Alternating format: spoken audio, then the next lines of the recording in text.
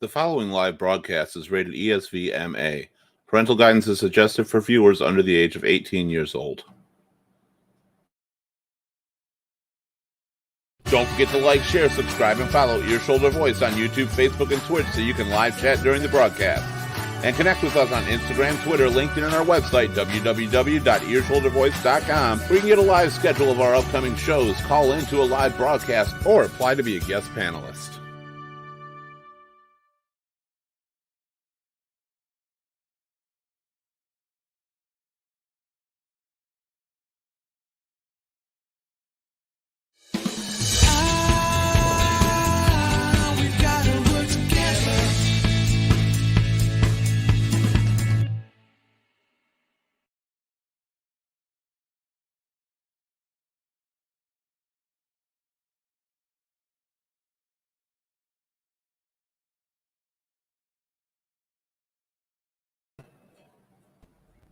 So this was written by someone very dear to me that I'd like to read to everyone watching.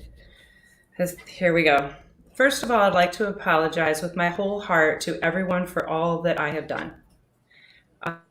With treatment for the bipolar disorder working the last few weeks, I now see clearly what I've done throughout my whole life and especially in the last few years. Besides making my life a disaster, I have hurt you all in the process. Please accept my apologies. I am struggling beyond my wildest imagination with depression, anxiety, and grief. I haven't seen my daughter since the day before Father's Day this summer and will not see her for another month or so in supervised parenting facility. I will miss out on her birthday, Thanksgiving, and Christmas with her based on the court's order. I can't even call or text her, which doesn't make any sense. It is absolutely driving me insane. I thought I was being a great father, but the courts do not agree, and maybe they're right. I'm full of sorrow and regret, and I can't imagine living another day without any contact with my daughter. And if everyone agrees that I am not fit to be a father to my child, then there's no purpose for me in this world. I'm not strong enough to battle these dual diagnoses, demons through depression, and find a path to become a good father, son, brother, friend, or uncle. In fact, I can't even hold a job. No amount of medicine, doctors, love, or money can help me because I no longer believe in myself, and therefore I have no determination to move on. I wish I was more like my brothers, sisters, or parents. I'm not. I'm really messed up. Super messed up. I love you all so much, and I want to thank you all for what you have done. And again, there is nothing more you could have done, because I've lost all determination to continue on. Thank you, especially my mother and father, for all that you have done to help me over the years. I love you all. As for the future, I don't want a funeral or anything like that. Please find a home for the dogs. My housemate, Steve, has just moved in, so I imagine he can continue living here until the banks foreclose in a year or so. Other creditors will come for the truck and mower. Not sure what the credit cards companies will do about my maxed out cards, but most importantly, I do have a 401k left to my daughter. And then he puts who it's from, and then he puts love and his name. That was someone that I loved very, very much that decided to take his life. And so we're here today to talk about stuff like that. And I hope you all can kind of relate and help us all get through these times of sorrow. I've had a few other friends do something similar. So hello, Keith. That was tough. I did it without crying though. And I'm sure he would have been pleased to do this if we can help anybody else out there.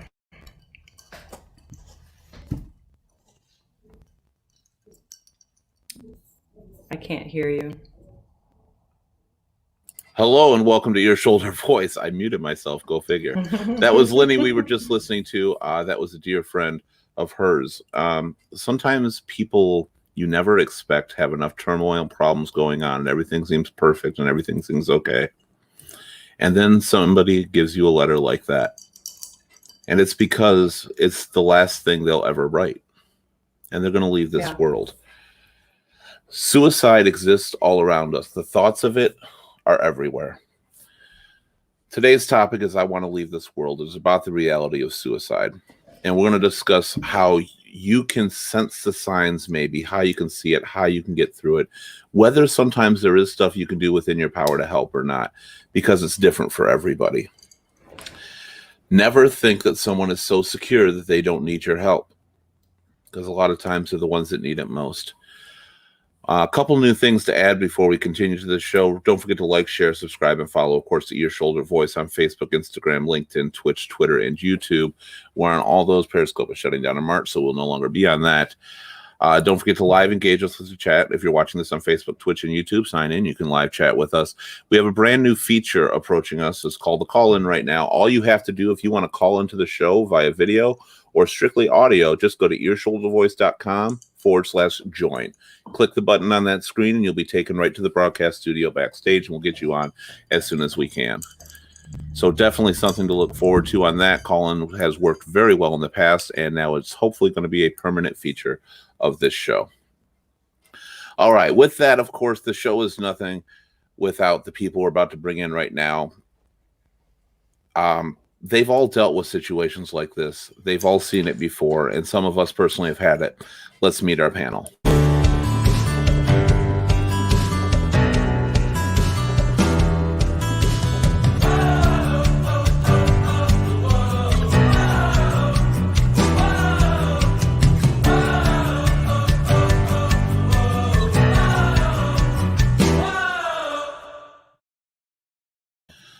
Thank you again, Lenny. As you've all met, this is Lenny Haker here joining us. Lenny, I'm going to start with you because you read that letter, of course, outright to open the show, which was amazing. I don't know how I would have reacted with that. You did a great job. That had to be really hard to do for you. How close was this person to you? Very close. We were together for about 5 years. Yeah. Did you ever see any signs that this was going to be an issue? Yes. Yeah. What led you to wonder that? He struggled with addiction, alcoholism, and anything he could put his hands on that was going to numb who he was. He did, whether it be drugs, alcohol, self-medicating, whatever it was, whatever he could get his hands on, he would do it. But all in all, they basically misdiagnosed him. I mean, it wasn't just depression that he was fighting. He wound up finding out that he had a bipolar disorder, and had maybe they put him on the right medications at the beginning of everything, maybe he would have never became an alcoholic. Maybe he would have never went to drugs. Maybe he would have never done the things that he did that created the domino effect in his life to get to the point that he was in, because this man was one of the most beautiful men that I've ever met, and he had everything going for him. I mean, he was incredibly smart. He had a degree. He had a great job. He had, a girlfriend that loved him. He had a child that loved him, the most wonderful family, but he couldn't get past those demons. And then when things started to all fall apart, he just couldn't move on anymore. That seems to be the thing. It's a wave of endless crap that falls upon you, and you always try to take it in, and you just do what you can. Eventually, there's a breaking point for a lot of people. All right, I'm going to bring our next panelist. Go ahead. Let me just put one more thing in there. Is that he had a very special person, his daughter, and of course he had an ex-wife, and what wound up ultimately taking his life was the ex-wife taking the daughter away from him. And that was, oh wow. I mean, yeah. So it was almost like she pulled the trigger. It was awful. It's weird how some certain, no, you're totally, that's what this show is about. Speak what you feel. Unfortunately it's that trigger, and you never know what that one item's going to be that's going to be that trigger. And that was a big one, obviously. All right, next panelist tonight, please welcome Brandon. Brandon, how you doing? Hey, everybody. Yeah, Hi. everybody's mic was muted. My mistake. When you read the letter, I muted all the mics and I didn't realize it. I Right, thought yeah. they'd come on when I added them. No, I How tried you to mute doing, mine Brandon? too, and I think we both like anti-muted. That's all that happened. I'm doing good. How you guys doing? I'm doing absolutely amazing. Pretty good. I really am. It's shows like this that make me do amazing. It's not necessarily in a good feeling way. It's to know that there's people out there who've dealt with this, because a lot of times we think we're alone. In it, how have you dealt with this situation? Yeah, no, it is definitely powerful, and all the subjects we bring up that are a little harder to be able to do the show and show other people that it's way more common than it might feel like when you're going through it. For me, it was my brother who was, in the Air Force. He was doing great. Just had his first kid. His little baby boy was only about 4 months, 5 months old, and I always knew he had like some issues with anger, and you know, he went to dark places in his head, but he did really well for himself. He never really seemed to like cling to any addictions or anything, and just kind of out of the blue took his life while he was in South Carolina. It was just kind of out of nowhere, but it's just kind of one of those things where you never really know. I asked Lenny if she saw the signs, and she said yes. Do you think, looking back now, there was anything you could have seen, knew it was going to go to that extreme?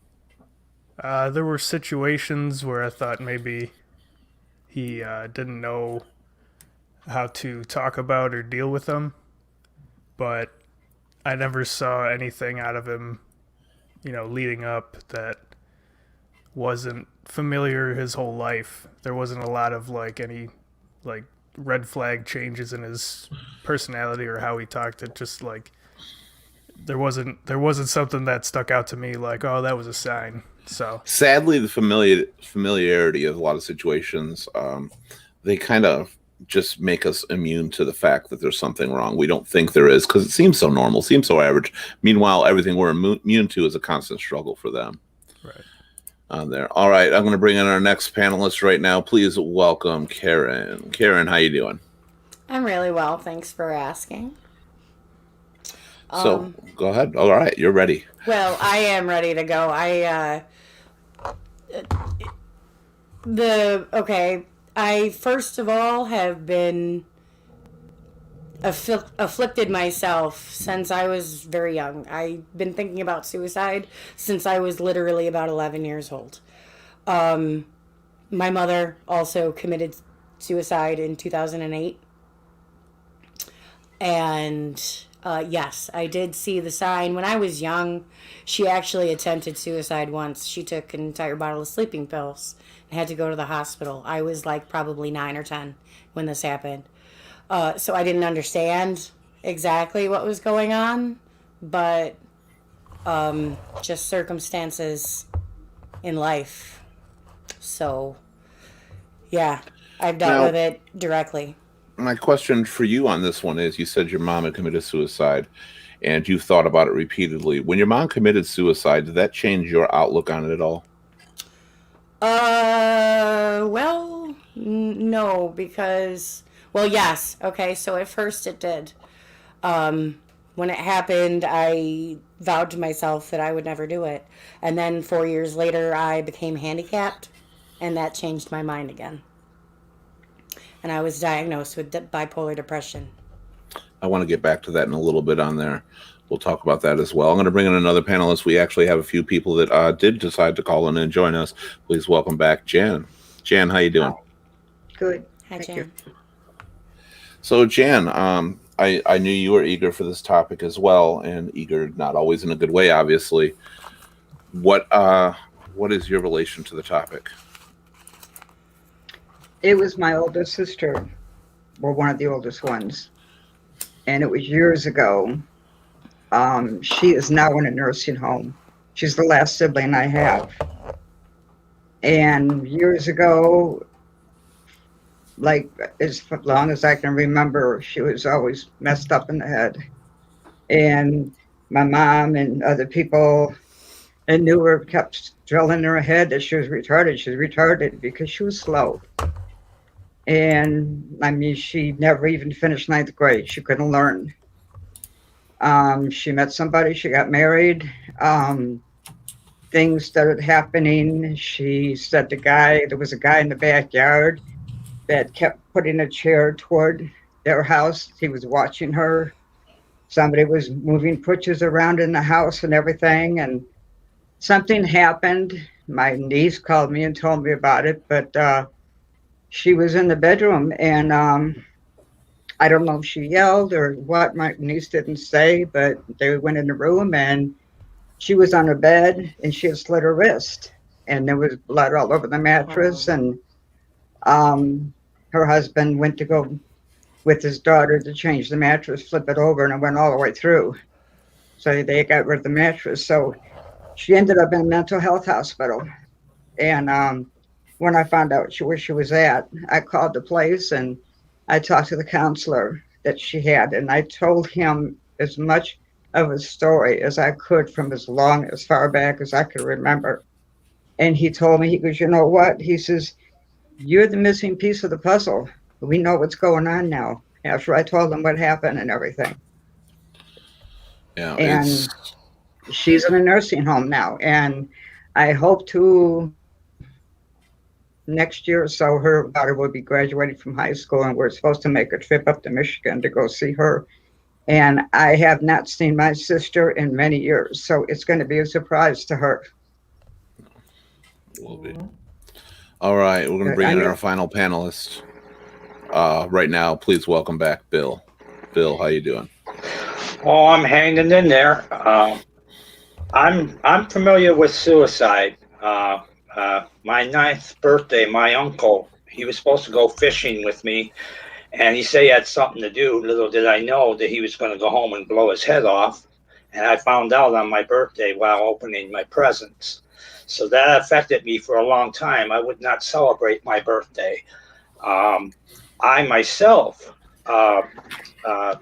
slit my wrists, and that's because I went to that dark place, and I ended up in a psych ward. Then I was diagnosed as being bipolar, and something I didn't like to hear, but I had to accept it. And I'm currently taking medications now. I've gotten to a point where if I start feeling that way, I call somebody,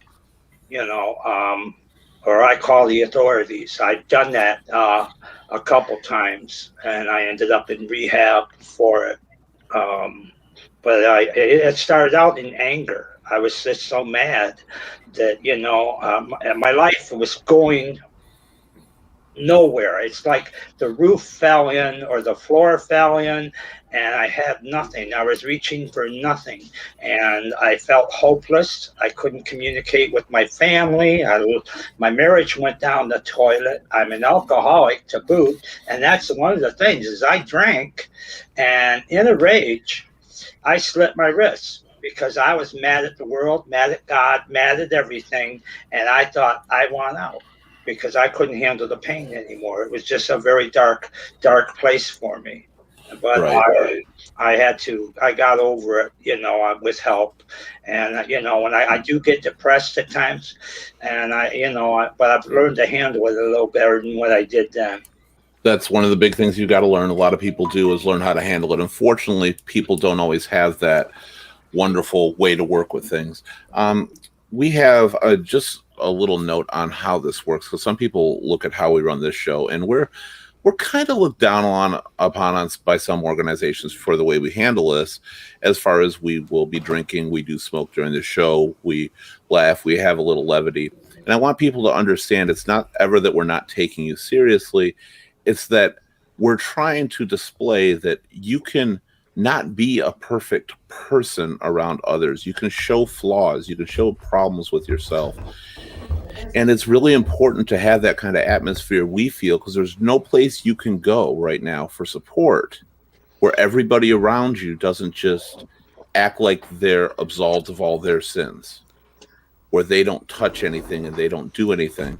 So that's one of the reasons we're here. We're normal, everyday people like you. We do things. We do joke at inappropriate times. We laugh. We do drink. We do all that. And a full respect for every organization out there, of course, because if you do need that serious help and you are on the verge of anything, please contact one of these support groups. Please contact some of these emergency numbers out there. They're there to help you far more than we are. We're more trying to just engage and let you know that you're not alone. And I think that's one of the most important things we do here. So now that we're all here and we're all happy, let's swap these around. There we go. All right, that's appropriate now. And we're all happy now, right? No, because now we're all in a depressed mood. But we don't always have to be in a depressed mood. Wayne says he didn't know what I was talking about because he's absolutely perfect, even though he can't put a smiley face right side up. So I don't think you're perfect. Yeah, go ahead, Melanie. Keith, so I have a question for the panelists that have struggled with bipolar, because the friend of mine that wound up actually getting the diagnosis too late in my opinion, wound up going to other means to try to self-medicate himself to feel better. So the medications that you were on for bipolar, has that helped? Like, had he maybe been diagnosed earlier on, maybe would have helped him instead of turning to alcohol and drugs to make himself feel better? I do have something to say about this aspect. Yeah. All right, go ahead, Karen. When I was diagnosed with bipolar depression, they put me on a bunch of drugs. And I honestly didn't feel like myself. I couldn't think. I did barely more than sit on my bed and watch TV. Okay? Just maybe a little more than that. And I was not the same person. And when I stopped taking them and decided that I would try to be this way and try not to think about it anymore and do whatever I can myself to fight, that's when it actually helped me. Understandable on that. So that's definitely something. So yours was actually a mindset thing you had to do.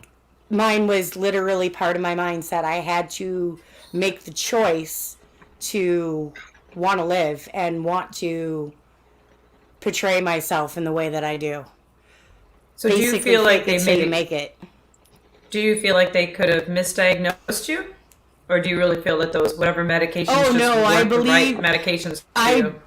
I believe they were totally accurate in my diagnosis. However, I have been feeling it since I was very young. But the problem is that the drugs that are prescribed for that they inhibit everything, and they inhibited who I was, which I couldn't take. Is there a danger of going off those drugs, do you think, with people? Do you think, because I know that your body adjusts differently, and I'm not talking about like the health danger of just like addiction or anything like that or withdrawal, but as far as does your mindset go completely the opposite really quickly? How does that happen since you took yourself off? Well, basically what happens is if something happens that I have a hard time dealing with, it automatically goes there. Like, dude, wouldn't it just be easier if I wasn't here? And then it goes there, and then I have to be like, no, fight this, Karen. Yeah, I understand that. Anybody else has Billy, you said you use medication, correct? And my husband, he's bipolar schizophrenic, actually. Oh, I thought your voice changed still. All right. Yeah, his father was schizophrenic, and when I went to a specialist with him one time at a hospital in Dallas, and they asked him questions and that, and they asked him, he goes, do you feel you're going to hurt yourself? He goes, well, no. He's, are you depressed? And he says, well, yeah. He says, having these diseases for almost all my life. He goes, yeah, I'm going to be depressed. He goes, you ever thought of hurting yourself? He goes, I've thought of it. He says, they asked him, do you have weapons in the house? He goes, yeah. He says, but I'm not going to do that because with my luck, I'd probably do it wrong and end up like a vegetable, you know? So he's thought of it, but he's never done it.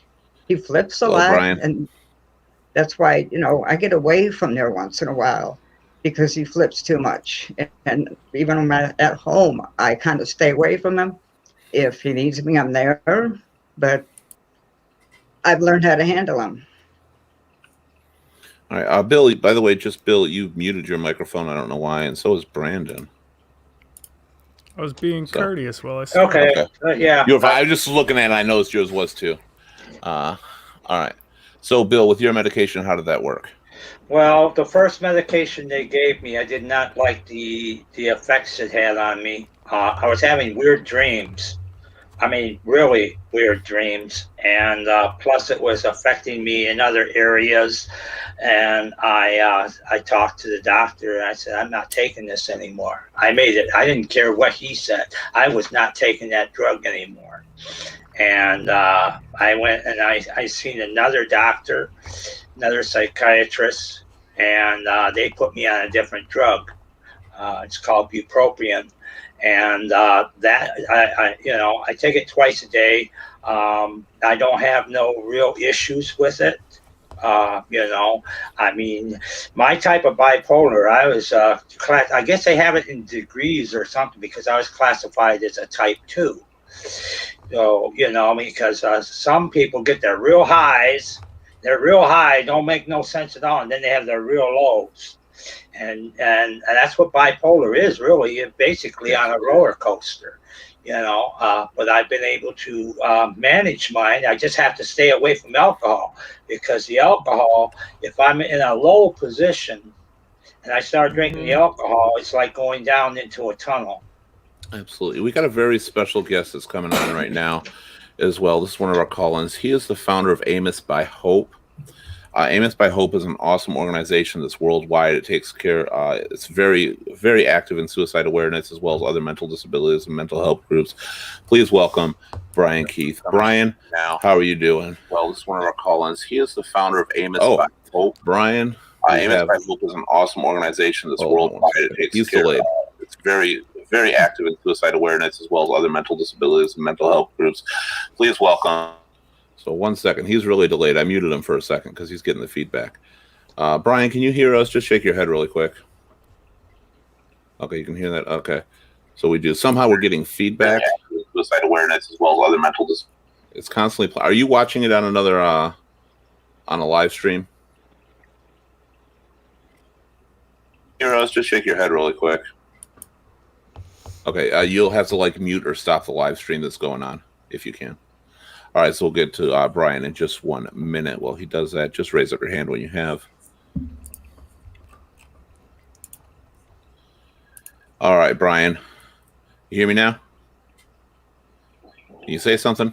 Can you hear me now? All right, now we're good. All right, here is Brian. Sorry about that. Well, welcome to Ear, Shoulder, Voice, Brian. We're glad to have you here. Before we continue, why don't you tell us a little bit about Amos by Hope? Well, to get to there, I'll tell you a little bit about my story that kind of explains what Amos by Hope came from, if that makes a little bit more sense for you guys. Sure. I'm a loss survivor. 1980, I lost my brother's father, or my father's brother, my uncle. June to suicide. June 1980 to suicide. And then 1995, I lost my father to suicide. And I've also lost a handful of friends. So I've been surviving, trying to find ways, psychology, medicine, you name it, to get here 26, 27, 41 years later, and to continue finding a way to keep hope, to keep inspired, because there's so many roots that can come from suicide that I've learned. I've got my qualifications are QBE, qualified by experience. You can't teach anybody in a classroom, in a textbook, or anywhere something like this unless they've lived it, unless they've experienced, unless they've been affected by it. And so 2 years ago, I started a page. Well, I started speaking locally 3 years ago. I have a movie I show called Suicide, the Ripple Effect, and talks about and shows the ripple effect that suicide has on loss survivors, on attempt survivors, on people that struggle. because we all have to help each other to understand. We don't think bad of you if you have a struggle with being suicidal or mental health. We don't hold anything against you as a lost survivor if you've attempted and survived. We're not mad at you that you survived. We're glad you are. We know what it's like to lose them people, and we don't want you people. We don't want people that attempt and struggle, or people that have survived an attempt, to feel guilty or to feel that they can't still show their emotions, their affections, their pain, their struggles. We don't want them to be silent, right? We want to kill the stigma by keeping that voice going and helping them to know that, they have somewhere to go and that we're all in this together, that we all learn and bounce off of each other. We all help each other, to learn from. And so after I started doing public speaking and showing the movie and talking about this and sharing my story, I decided to start a page 2 years ago, December of 2019, called Amos by Hope. My dad's name was Amos, and I wanted it to stand for something. So Amos by Hope stands for always making others safe or smile by helping others' pain evaporate. And I wanted to give something for people around the state. It started in Michigan locally, went statewide, and now we're international. I'll explain a little more about that in a second.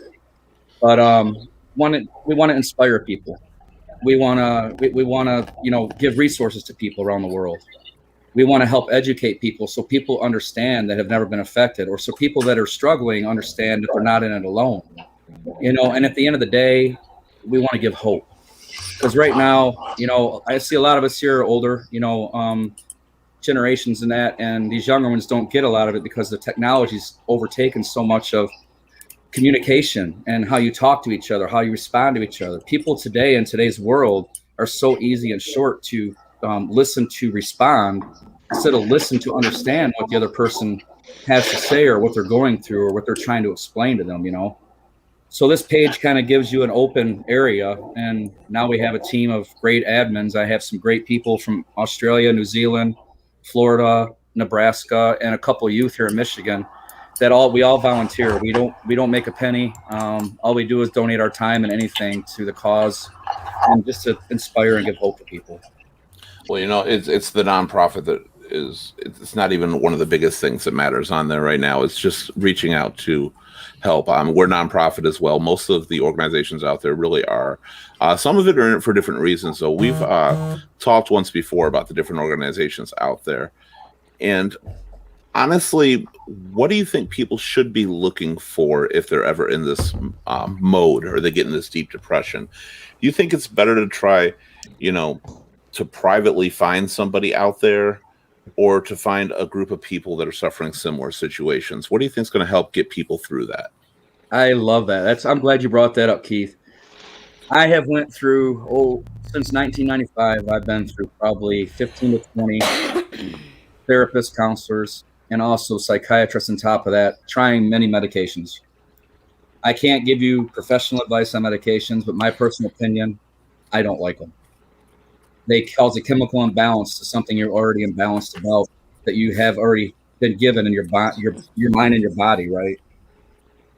So I think, I've been to therapy and all that. It helps. And some people it does, some people it don't.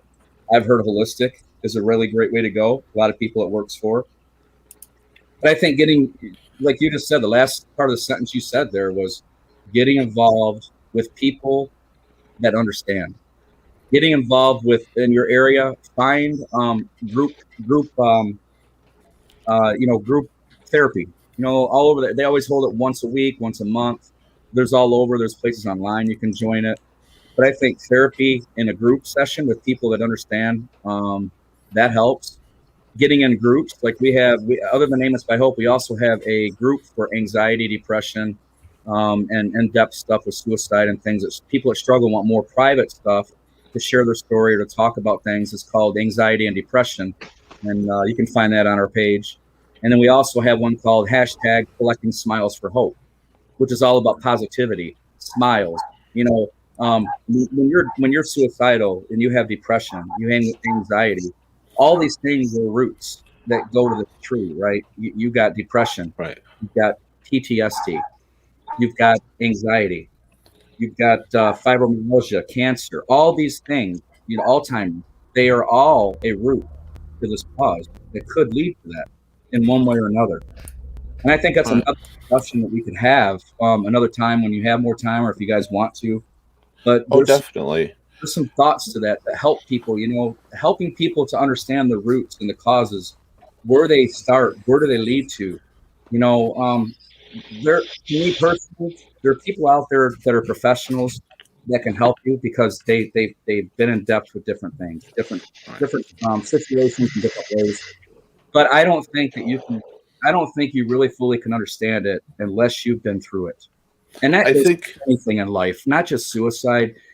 Anything in life, losing a child, losing a loved one to any type, cancer, any Alzheimer's, dementia, auto accident. Unless you've been through it, you don't get it. But suicide is definitely it's a sad thing, but we have to make it an important thing. Right. I tell you, Brian, we built this show around the fact that there are a lot of situations that people are going through, and they're not always suicides, as you were saying, whether it's loss of a child and stuff. We've had a topic on that. We've done a few different things. And you're right, a lot of people don't understand unless they've been through it. Now, one of the things we try to do here is not just hear from people who have been down that road, but also enlighten people who have not.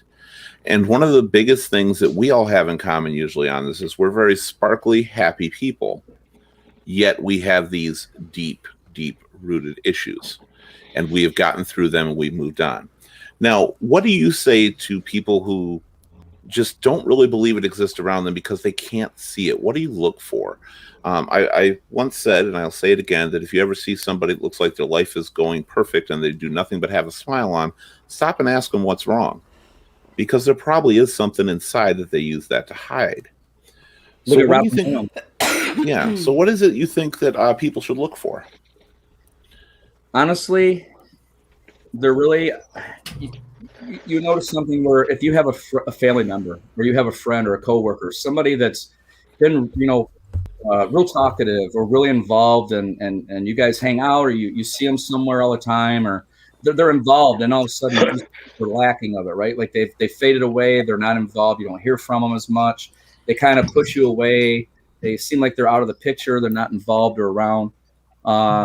You see somebody's cleanliness, when you go visit them. There's so many different expressions. It's hard to tell by a person's face. It's hard to tell by a person's actions. But there are, it really is. That you can tell. But like I tell people, the best way to do is just like old school. Just walk by somebody and just say, "Hey, are you okay?" And it's amazing the reaction you get out of somebody just wanting to know. And I love social media. I think these things are great for what we're doing right now, right? The platforms for helping, getting out there, keeping in touch with loved ones and friends. But also, I think it's also separated generations of people from communicating. Now people are so spoiled in text messaging through Facebook, Snapchatting, Instagram. Well, I think social communication in a way has really opened things up to give you more avenues of people to talk to. However, sometimes it's that personal avenue that's lacking that you're willing to share more with. One bad thing about social media, I find, is it's like a paper trail. There's proof of what you said. It goes out everywhere. And when you're talking one-on-one with somebody, you're usually able to delve into more personal details. And they're sometimes going to be able to help you more. So I think it's kind of a double-edged sword. Wayne here says, in my personal experience, I find just going out myself and just going fishing. He's tried a counselor and meds, and he didn't like them. I keep to myself. And as for anybody out there, I just want to point out really quickly to Wayne's scenario on here. If you find anything that isn't working for you, no matter how good, how promising, how professional, right thing to do, wrong thing to do, doesn't matter. If it is not working and you feel the same, go somewhere else. Okay. People got to remember that everybody not only has different chemicals in their brains, so that different medications will, affect you differently. Everybody thinks differently too. So the way that like a help group might help you, it might not help the next person. That next person might actually be better just going out fishing, right? Yeah, and I mean, what Wayne did is good. He tried different things to find something that helped keep his mind off of it. And for him, it's kind of an isolation thing, but by going fishing and stuff, it's a peaceful. It's something to let you free on that a little bit. And when you leave, one second, if you could, Brian, when you leave an organization that's trying to help you and go somewhere else, you are helping actually more people because that organization will turn some of that focus to somebody that they can help, and you're helping yourself more because you'll get more of the attention you need from somebody possibly better in that field. But never give up on there. Anybody got a question for Brian out there? I know we got quite a few people on here. I do. Yeah, go ahead, Lenny. So Brian, I had two friends. I've had three friends in the last few years that all committed suicide. Two of which were high school people I graduated with. And on our 30th reunion, I connected with both of these two people, and did not, one of them, there's no way that I would have ever known that she was going to do what she did. And then the other one called me up after that reunion and just spilled his guts out to me on his life, and has had these thoughts, and I kept trying to help him through this, to try to find, some that I'd always be there for him to talk, but I don't know if I'm the right person to completely help you, and he tried church and everything else. Well, what they wound up doing, those two found each other, and she wound up committing suicide, and then he called me that night and told me that she did it, and that they were planning on doing it together, but she actually did it and he didn't. Well, then a year later he wound up doing this. But in the meantime, my question to you is this: the time when he called me up, I couldn't talk to him. I was working and and I still have this guilt on my shoulder, because I feel like maybe had I been able to sit down and have lunch with him. What do you do when you kind of know someone is like that? I still feel, and I feel terrible. I just feel terrible that I wasn't there at that particular moment. And then the next day I find out, he had overdosed. What do you do when somebody is reaching out to you and you are just another person? You don't really know what you can do but be an ear for them and help. What's your name? Pardon me? What is your name? Len. Hi. Lynn. Nice to meet you. Thank you for sharing that. Mm-hmm. First off, I'm going to share one thing with you. The most important thing I need to tell you: nothing is your fault. Nothing you did. And I know what you're saying, because I've had blame. That's a part of it. It's blame and putting things on yourself. Guilt. If I would have done this, I could have done this, or how could I? And in all honesty, you didn't make nobody suicidal. You didn't make nobody struggle that was already in that position, right? So when you get into a place like this, I will tell you some things you can do that are important. The first thing you can do is ask somebody, "Are you okay?" If they say yeah, then you say, "Okay, you matter," and just know that you're not alone. Just give them something positive. Now, if they answer to you that they're not okay, then you respond back to them, be like, "Do you want to harm yourself?" If they say, "No, I'm just having a bad day," be like, "Well, do you want to talk about it? Is there anything I can do to help you? Do you want me to go with you somewhere? You want me to get you some help, some resources? Or you just want to talk? I'll be an ear for you."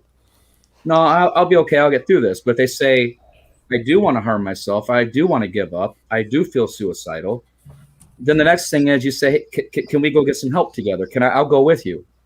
I want to help you, and then there's resources, right? You reach out and there's resources all over the place. I mean, and if anybody ever needs them, I can find them. I find them around the world for people in other countries. For people who hit me from Ireland, and I find them, So, and if they feel pushy or negative against that, then the next best thing I would suggest, not as a professional, just by my experience, is get a hold of a friend or a family member first, if you can. That is, that is tied to them, or a friend that that may be able to reach out or give them something.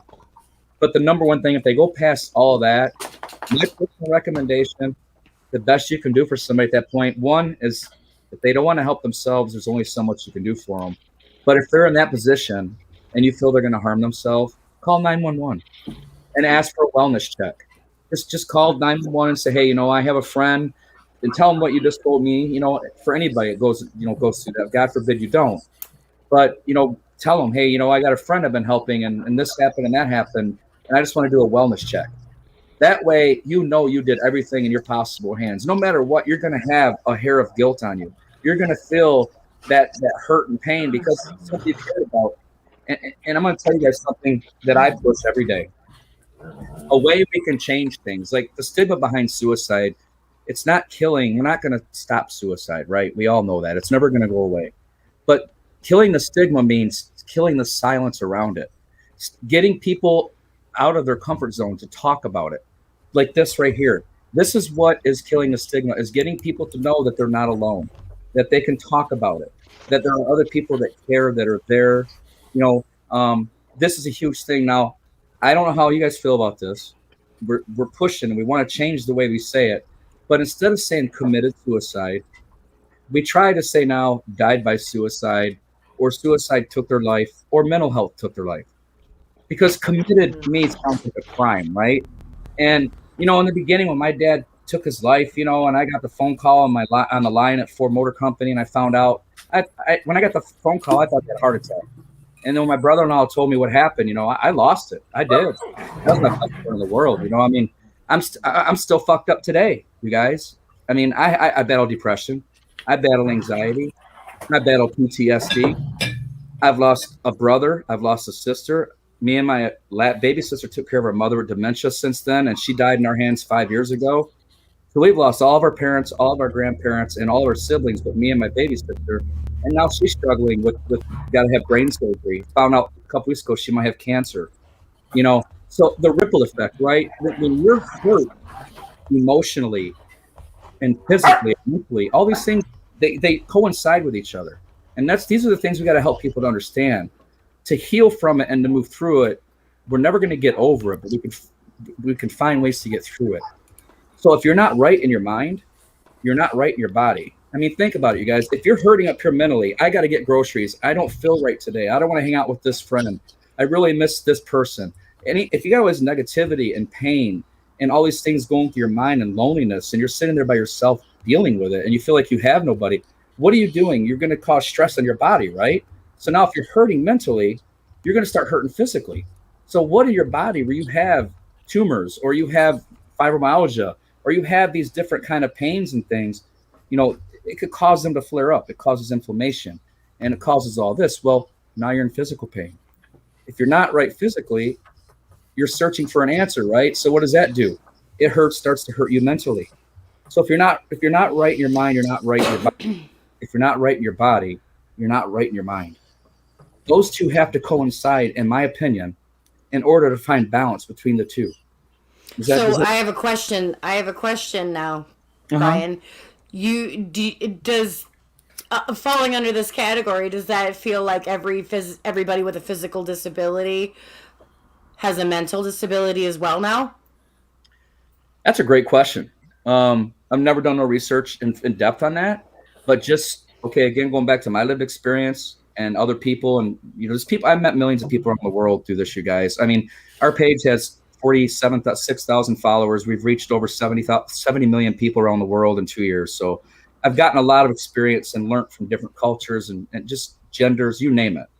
And yeah, I will say it does. It wears you down. Go back. Bring it back out the way you said that again, if you don't mind. If I may say, more than a disability, I think it just changes you mentally, by the way. I don't really want to refer to it as a disability because you have a physical one, that you now have a mental disability. But no matter what, anything that affects you physically is going to affect you mentally one way or another. How you deal with it is where that's going to lead. Right. Vice versa, right? It could go either way. Yeah, absolutely. Right. Exactly. That's what you're saying. Takes you fields of self-harm. Okay, so, if it can become the same if you let it.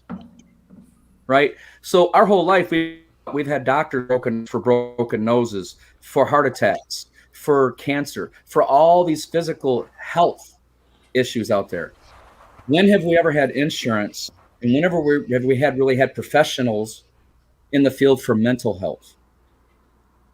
For 2021 years, whatever it has been, we've had mental health has always been there. There's been insurance for it. There's been special doctors. All we've had, in my opinion, is therapists and medications for mental health, and not very good insurance, not very good resources. You can't just jump in and go to a doctor, if you're struggling mentally. And by that time, are you going to be suicidal? Are you going to overdose on something? It only takes one thing, a depression or anxiety or something to start a ripple effect of now I'm drinking and I'm smoking weed. I'm doing drugs and, addiction. Then all of a sudden people call overdose, for so many years they called overdose and they still do suicide. It took me research. And 2 years, 3-4 years ago, I finally realized it's not always suicide. No. It's the steps, the ripple effect that could lead up to that. People get on, they're taking an antidepressant, right? That's already chemical imbalance. You add on some cocaine, heroin, a couple shots, whatever. Now you're adding all these different chemicals to this. You're not in the right state of mind. So when you're talking about the physical pain, to give you an answer on that, it's a total different type of pain than mental pain. It's just how you deal with it is how you're going to allow them to coincide with each other. You could make it the worst part for your physical part of your health and make it take over your mental mind to where you just go manic, and lose it. Or you just find your steps and take one step at a time, and find that little leverage to find out the balance. Don't let it get to you so deep mentally, I guess, is what helps the physical pain. Correct me if I'm wrong here, Brian, which I never am, but if I it know happens this time, correct me. But aside from that, the ripple effect you mentioned is very true. One of the things I want to address that Lenny had said was, is there anything I can do? And I think everybody that's dealt with a suicide thinks there's something they could have done. There is always a part of blame that they're going to put on themselves. But the ripple effect is a huge thing that, like, if you ran a light 20 years ago, it could have changed your career right now. Like, it is so minor, but you cannot alter it because what has happened has happened. And people who are suicidal, they didn't become suicidal the minute you noticed it. They've been contemplating it their whole life or for a very long time, typically. Now, I often say to people, or I don't actually often say this to people, we're going to say it for the sake of the show. I often say to people that when people are thinking about suicide and you're questioning if anything's there or anything like that, or if they're not having a good time and something deep mentally disturbing in their mind, if they're still there talking to you, that is a way of them seeking help because they haven't done it yet. And even if they never ask for help in any way, they're still there because they're hoping something can turn around for them. And that's where I think people make the difference, and the people around you and your friends and your family or anybody. And that's why it's really important to communicate with people and notice these little signs and notice little things that might not be good. Or you know what? Just don't fucking dismiss somebody. Just don't ignore them for no reason at all. Right there, brother. Sometimes a nice act will give somebody another 60 years of life that they wouldn't have had. Sometimes saying, do you want to come have a beer with me, will give them a long time of existence they wouldn't have had, because that might have been the night that they were going to end it. Every time you insult, ignore, or hurt somebody, or just not even hurt them intentionally, laugh and joke, if that person is teetering on the edge, that could be the one thing that pushes them over. There is something we can do. We can't always do it for the individual because we don't know, but just by being genuinely good people, we have probably all saved thousands of lives we have no idea we ever saved. You only know about the suicidal ones when they commit it. Or when they die by suicide. That takes something time. I'm learning. Yeah, I've got to learn that one a bit. But we only know about that because they passed away. We never stop to reflect and realize how many lives we've probably saved by saying, talk to me. Lenny, you could have saved mine by making a simple phone call. When I was going through this just to see what's up. And you did, because though I am the all-time superstar of the show, you created this with that one phone call. Amen. You made me realize how many people were out there that I thought had perfect lives, and how many people think that about me, and nobody knows the truth. These little acts, you were unable to do anything about the previous situation you had, Lenny, but you have probably already saved hundreds upon hundreds of lives that's going to turn into millions just with that one act of kindness. Hope so. That's what people don't realize. That's all it takes. Yeah, it does. And you don't have to always see a problem in order to go can't there. tell you I want to many- get in. Go ahead. Go ahead. I I'm just want to gonna get. say, I can't tell you how many people that it We'll figure does. this out. How many people it does touch just by that one act of kindness. Mm-hmm. You know, you go up to somebody and you say something, or you just smile at them. You know, or I give out these little bracelets. They say, you know, you matter, you are enough, don't give up. You know, they cost $0.25 until I get my own made up. You know, it's like $0.25 goes a long way. I can't tell you how many people I've given out over 2,400 of these in the last year and a half. It's weird. I don't have one. From here, I I got was going to say, I want one too. I got some for all of you. I'll give it to you. I've gone to Sturgis and back, to Missouri and back, all over the country and back with these on my motorcycle, in my truck, at work, in the neighborhood, at the store. I keep them in my pockets, and I walk by and see when you. I guess having 41 years out of 51 years of my life experience of suicide, loss, and struggles, and just many things, right? You kind of get used to sometimes. Maybe that's how you get a feel off of helping somebody. I get okay. I'm an empath, you guys. That could be another show. We all are, actually. But you guys, I was just getting ready to say, every single one of you that I'm here with right now, you are all empaths. And when you're an empath, you Okay, get you know what? No. Never It's show. empath. It's Okay, I'm not empath. doing it no more. It's empath. All right. Get a little mean I'll there. give you the diet of suicide. I'm not giving you empath. All right. little empath. Before you actually continue on that, Brian, Jan, you had a question?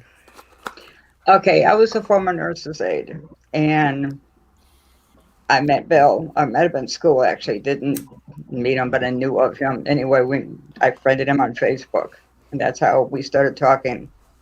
And that's when I found out a lot of things about him. He completely opened up to me. And I told him one thing that I learned from doing nurse's aide. You don't have to have the answer. You listen and be there for them. There's times I call him out on bullshit. There's times I'm like, he's in a real dark place, and I do everything I can, doing on video or just chatting, to pull him out of it. And a lot of times it works. And it's just listening and being there. And if he wants to get mad, get mad. I'm here for you. Get mad. And I That's told right. him You know that. what? Very true. If somebody gets You're very right. mad and angry with you, at least they're there to get mad and angry with you. I'd You know, rather that I read my life to you and I'm there for you and your support than to come and read your eulogy at your funeral. Yeah. Even if I never talk to you again, honestly, if I know your life's happy and that there has been a change, that makes it all worthwhile. So never worry about any of that, because people will, especially a lot of people who are reaching out. A lot of people who don't reach out don't want to admit that they have the problem, yet they want help with that problem at the same time. And it's a constant conflict they have in their head. You know, they want help with it, but they don't want to tell you anything about it. So sometimes when you make people pull this out, there can be little bits of anger that'll get at you. And they may become angry with you, but you're still helping yourself. Really quickly, before I get to Ashley's comment, I want to say, Karen, because we were talking about the ripple effect too. I know that you said you rethought your plans on dying by suicide. Ooh, that's going to take a while. To after you lost your leg. I'm sorry, that is what happened. But It's After kind you of went is what through that. happened. yeah, after you did. But by staying on the path of life, which I find to be a very good path, makes breathing so much easier. A lot of people who are dealing with other situations look at you and see when you're laughing and you're smiling, and even without ever doing anything, you're impacting the world. Our decisions impact so much of the world around us. I wanted to point out two of Ashley's comments. First one, a lot of insurance, including Medicare and Medicaid and private insurances, now cover mental health. And that's actually really true. It's about damn time, because they didn't used to. It was really hard to get any insurance company to help you with anything. So if you're ever going through anything like this, or you know somebody who is, there is not always going to be that cost associated that there used to be.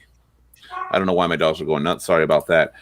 The other thing Ashley says is some of the things that she's been trained to look for is, like Brian said, change in normal behavior, quits becoming talkative and outgoing and become shy. Another big sign is giving away of personal property or reaching out to people that they have not reached out to before to make their peace. just some things. They're never black and white signs. And that is partly like reading between the lines. And there, one of the big ones you said in here is people who give away a lot. Those are big ones to watch for. You nailed that right there, Ashley, because that is a big one you want to watch for. Anybody who starts giving away a lot of stuff, or being overly generous beyond usual. I mean, some people are just generous, let's face it. But if you're not used to that and you see a lot of things going out there, watch out for that person. I was literally on the brink. Go ahead, Karen. I wanted to say something about Ashley's insurance comment too. Even my work, my private insurance that I have through work, through Blue Cross, they even have a program worked out with my work to cover mental health issues, like when you're having an issue. It's part of our health insurance. Yeah, it is becoming more common. Even when I was working in hazmat, that became part of our insurance too.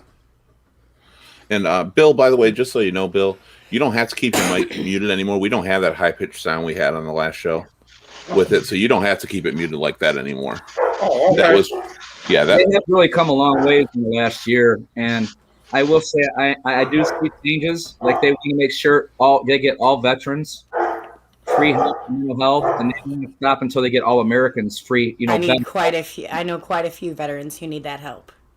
But I tell you what, while we're on veterans, can I mention something to you guys? If you know any, you can help them to understand. A lot of veterans get very, very, very they get very frustrated. They get very upset. They deal with a lot of stuff mentally, right? They got a lot on them, and they don't have patience for paperwork and going the computers. They don't mess with people. They don't like, they don't have the patience, okay, and a lot of things with stuff, right? Because they've given so much time and fought with doctors and VA and all this stuff, and they're getting blown off or they're not getting what they need.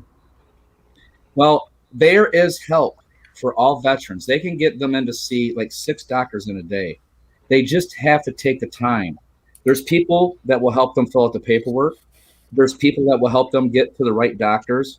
There's veteran crisis suicide hotlines and foundations that they will help any veteran that needs the help they need. They will help them get through it. But they just have to want to do it. They got to step up and want to. So with the veterans, do those people have to go to the doctor, or can a doctor come to them?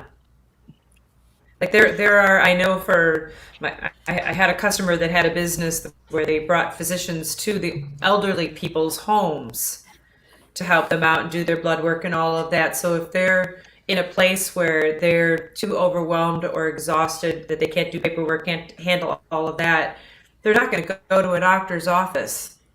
But maybe they'd have, if there was some sort of, I don't even know if it's even out there, of like a physician's thing that would come to your home for veterans, that are suffering from something of the sort. Well, and then they do the paperwork for them, and they do everything for them. Yeah. I agree. I mean, they have it in Medicaid with my kids with the autism. I mean, I have a caseworker that comes to my house and helps me through everything. There would be no way I could do it myself. I would just be like, forget it, I won't do it at all. But they sure can use some of the resources that they have because of it. I just wondered if they have that for veterans. I going think through PTSD and stuff. They're working on things that.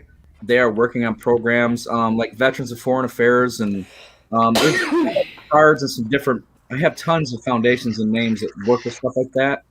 I can't tell you for a fact that they have that without calling a couple of the agencies and asking them. But I would almost guarantee you they are working on some of them things. How can we make it easier, better? But I'm sure for some, depending on their circumstances, right? They can't leave their house. They need home care or whatever. But I see what you're saying. Like, how many people do we know around the world that get in their comfort zone and don't want to leave it? And veterans, they don't want to deal with those people all the time if they can't go get the answers they need and see the doctors they need to see. So, I've been talking to a lot of our local. I've written our state government about suicide. I'm an advocate here for our AFSP. I also work with NAMI and the executive director Kevin Fisher from NAMI. So I work with hundreds of foundations and people around the state of Michigan, also the country and the world. So I'm always trying to find new things, but everybody's different. in different countries, right, than we are. All I can say is they're in another level up. They got a long way to go, but they're a lot further than where they were 5 years ago and 2 years ago.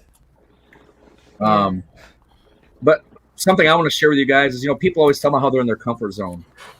And it's great to be in your comfort zone where you're really comfortable. You're cool where you feel. If you're laying back, you're with your friends, or whatever you're doing, you're in your comfort zone. You're not really hurting so much, maybe not overthinking too much. You're happy where your space is. One thing I tell people is be careful staying in that comfort zone, because that comfort zone could be the thing that kills you. In order to really free yourself from depression, anxiety, struggles, and all the things you go through that are negative or might be feeding your mind in a negative way, stepping out of your comfort zone helps you find a better version of yourself. It helps you to break away from all the isolation and all the stuff that you hold in your body, or that you hold in your mind. When you step into a different world and just start, like Ashley said some great things, and stepping out into another world, it's great to reach out and find new things and new friends and new people. But it definitely helps to meet people and to talk to people that have been affected by those things. We had a topic that I had originally proposed for this show when we had started, and it was called Getting Out of the Monotony, that didn't really get much approval by anybody. And there was a reason for that, because that's actually a very deep thing to get out of when you get out of routine. And that is to explore and find something new and something you might be interested in. I think, because it sounds like just the thing, oh, you're just tired of work. Oh, you're just tired of staying at home. But there's a lot more deeper stuff that goes on with that.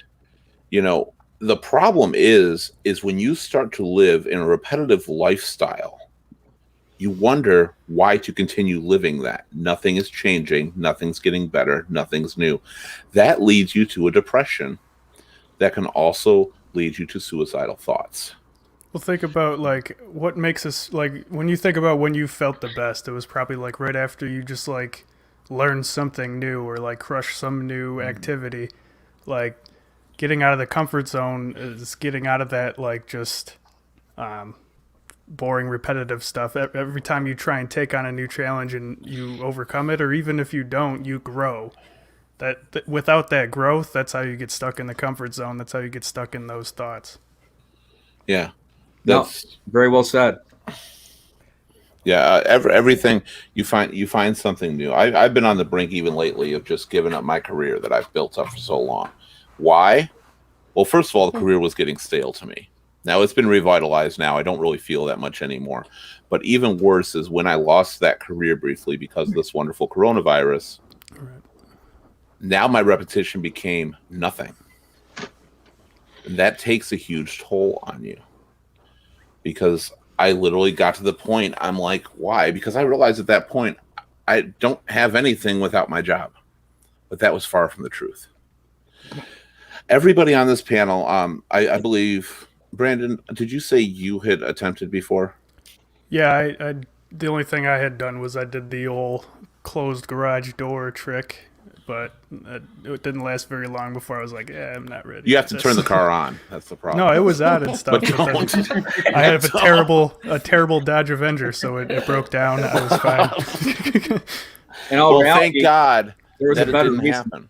They needed you to be here today. It wasn't your time yet, buddy. Honestly, you know what popped in my head was a quote from The Blacklist. James Spader is great show, but yeah, he was talking about as long as James is there, I'm happy. Yeah, but no, her character not in real life. How dare you?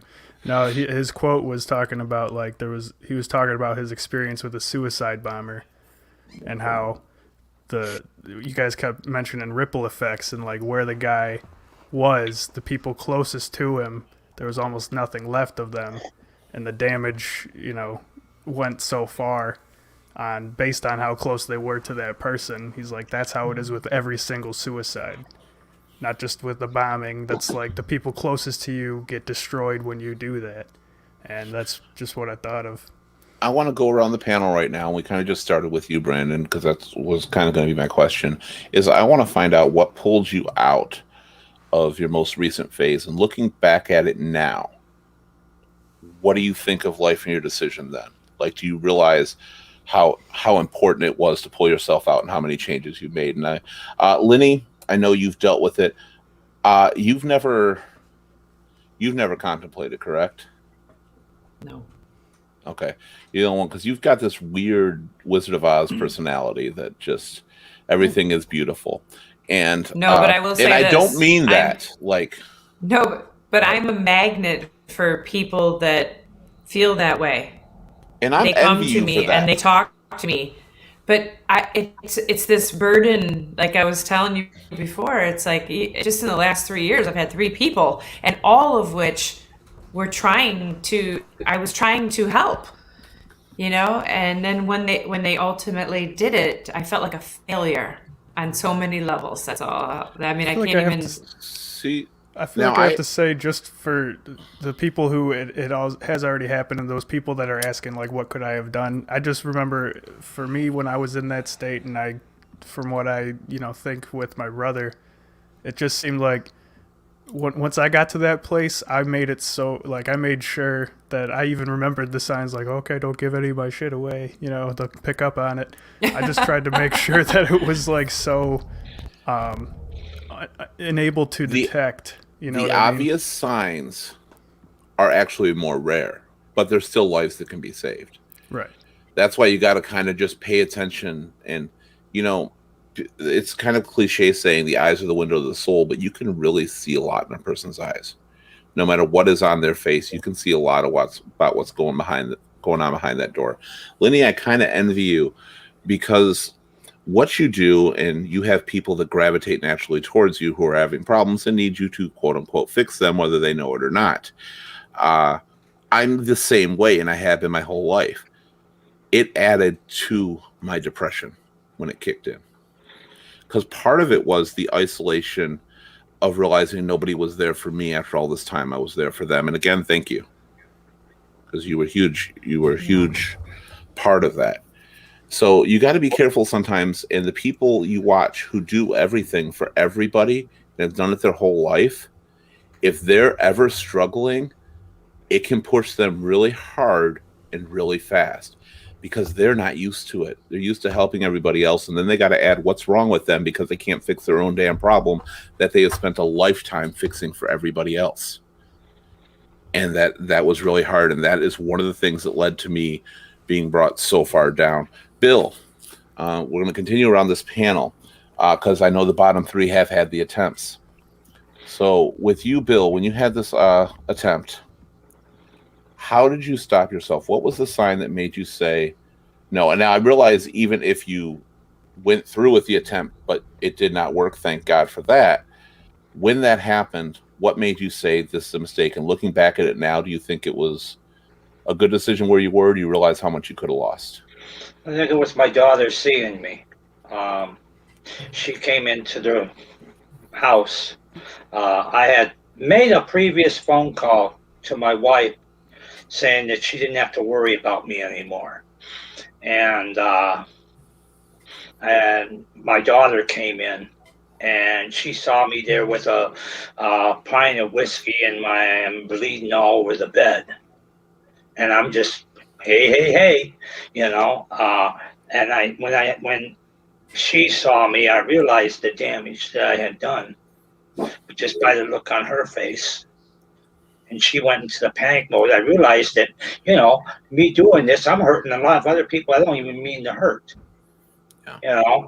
And so now I look back at that, and when I start feeling that way, I know that it's time for me to call somebody or talk to somebody, not run out to the party store, not go smoke a doobie, do the right thing,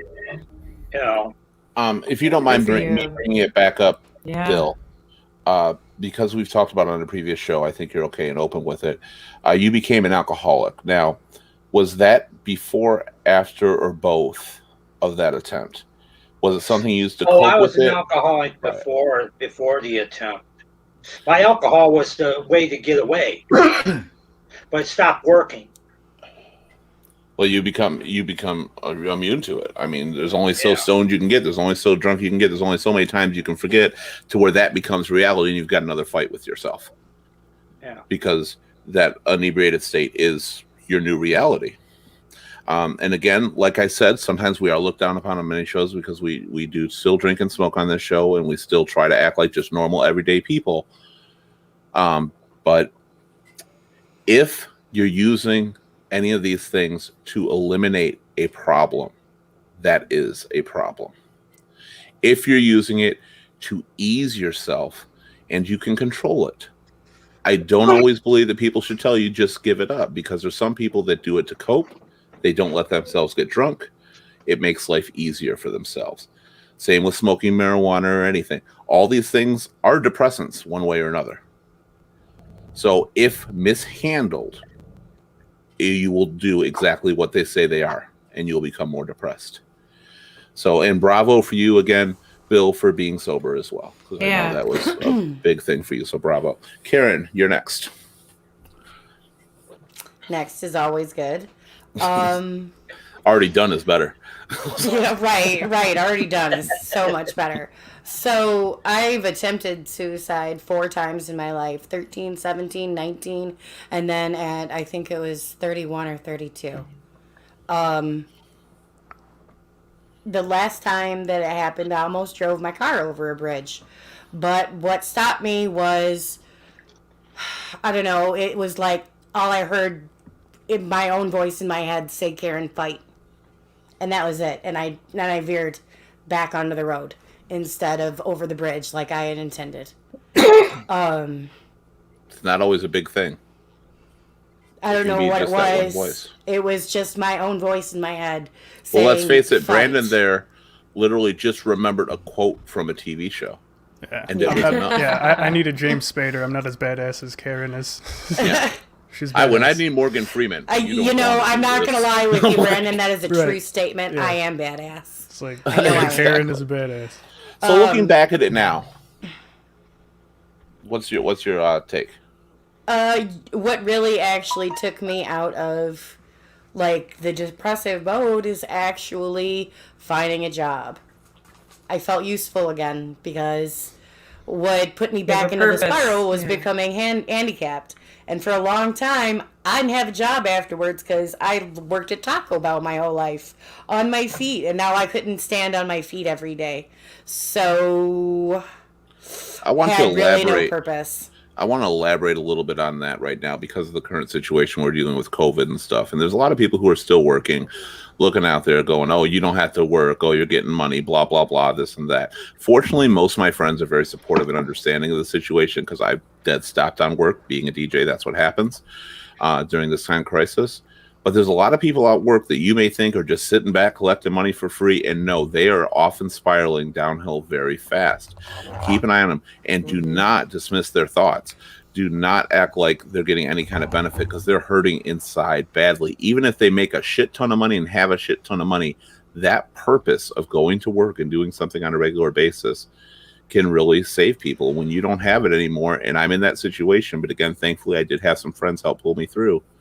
When my job went from, I went to the office every single day, and that was part of my mental health was the fact that I went to work every day. I got my chair out of the back of my car every day. I worked. Self-sufficiency. I had self-sufficiency. Yeah. I had my own car, my own shit now, basically. And that was part of my mental health. And then when we went remote and I had to do this all from home, I love it now, but I was real worried that it was going to put me in a spiral, and for like a little bit it did. For a little bit it does, because you're not leaving the area that you've been confined to.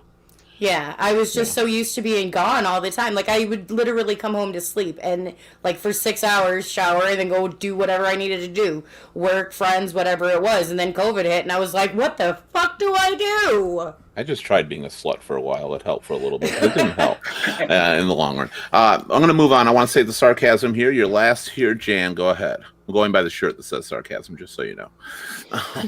So what was your story with the final one? How did you pull yourself out, and what's your take today, looking back? I've never really had the depression problem, but sometimes when my husband gets really flippy, because of his other stuff going on, I have to just hold myself together. and not let him pull me down, because I don't want to go down. I'm there to help him, but I'm not going to let you pull me down. I'm not doing it because I don't want to go that route. So the only thing I can do is, like I said, I'll sit there and I'll listen to him. There's nothing I can say. I'm quiet until he stops talking. And then I try to say stuff, and he gets very agitated about it, because it's like he says, you don't have to live like this. You can't tell me, you know what I'm going through. And I'm like, no, I can't, because I don't. I've seen it. I've dealt with it. I've worked with it when I was a nurse's aide and everything, but I cannot put myself in their shoes. All I can do is listen and be there. That's all sometimes all you do. can do. Is there anything, I'm going to get to one of our comments, and I want to get to a question for Lenny in a second, but is there anything, I'm going to ask Brian really quick. You shared a lot of your story and stuff and getting out of there. Is there anything to be said with being around somebody and never bringing up the problems they're having? Can that actually help? That is one thing I preach, that I believe sometimes taking somebody out to a movie when you know they're dealing with more, or just having them over to play a game with you or watch TV or have dinner, can do a lot of impact without ever bringing up their problem. Do you believe that is a way that you can still help people as well? Yeah, but they're also still not getting that chance to turn that key to that knob, to open it up.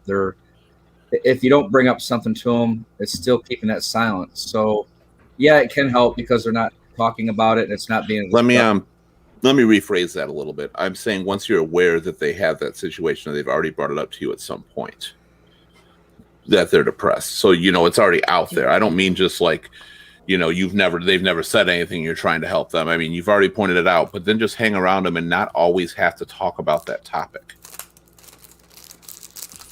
Yeah, that's it's the reversal role on me, because for years, I mean, like I said, I could sit here with you guys and spend a day with you guys, honestly, over my last 27-year journey.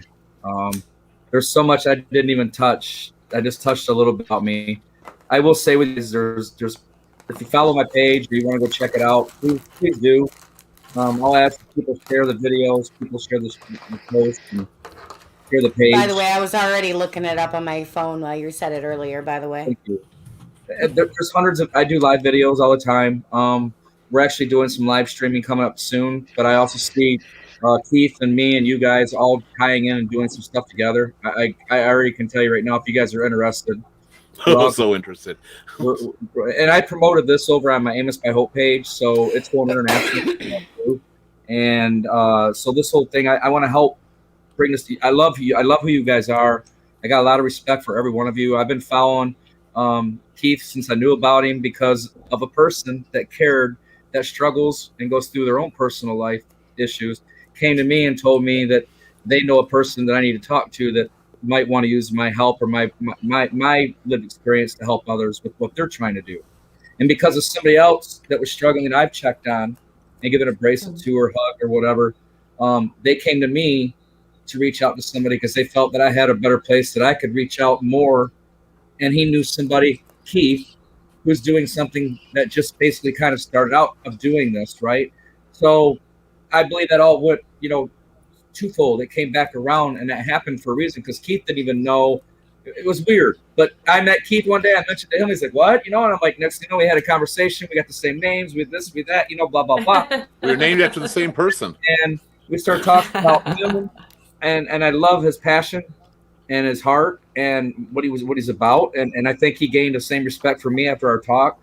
And, like there's so much people, you'd freak on this, but there's so many people out there in the world that are all about competition with what we're trying to help, about saving lives and about suicide and depression stuff. They don't want to collaborate. And to me, one voice is weak compared to 1,000 voices. You get 100 people in a room working together. That's why I say group therapy is better than one-on-one.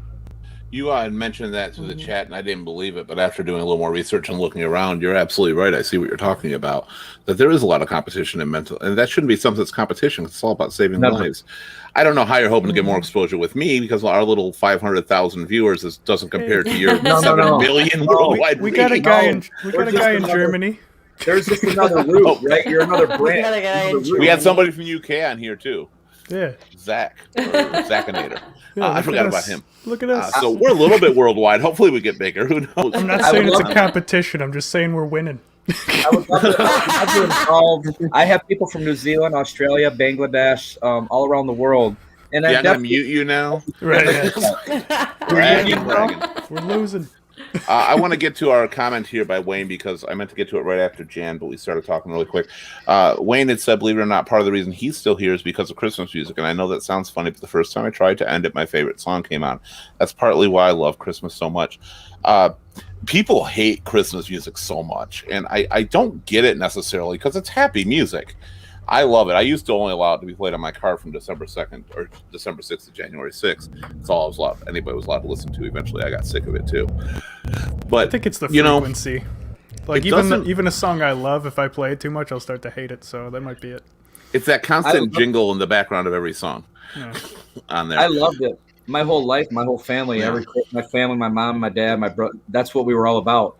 And I Carol, look forward to singing Christmas songs, as you found out on our show. when they pass Santa away, baby. when they've all passed away, I'm not even into Christmas music now. I just, I do it for Jesus, Aw. my reasons, but it's not the same for me as what it used to be growing up. Because when you have those things that you shared in tradition with people, it does affect you where it's not the same. You got to, but you find, like I said, you find a way to get around it, find a way to get through it, right? And it's, again, as everybody's heard on here, it's the little things, his Christmas music, your quote, your voice in your head and all that. It's those little things. You don't know what it's going to be. And hopefully it is something. But if you're ever contemplating this or you're ever in this situation and you hear it, pay attention to that sign. Somebody's trying to tell you something somewhere out there. Lenny, I want to go to you because I had a question for you. When I said you're the happy, pappy person, believe me, I know you've got a lot of issues going on. You're dealing with a lot of stuff, but you hide it so well. I have no idea what that What was that? We just had our first call in from a chipmunk. Oh, I think Bill's browsing Facebook or something, and it came up. Okay, if you're gonna do that, Bill, you got to mute yourself. We talked just a few shows ago, and when we first started talking, and you were constantly saying how everything rolls off your shoulders. Now, I'm particularly putting you on the spot because I've kind of been in those shoes before, and like I said, mine spiraled that I didn't expect.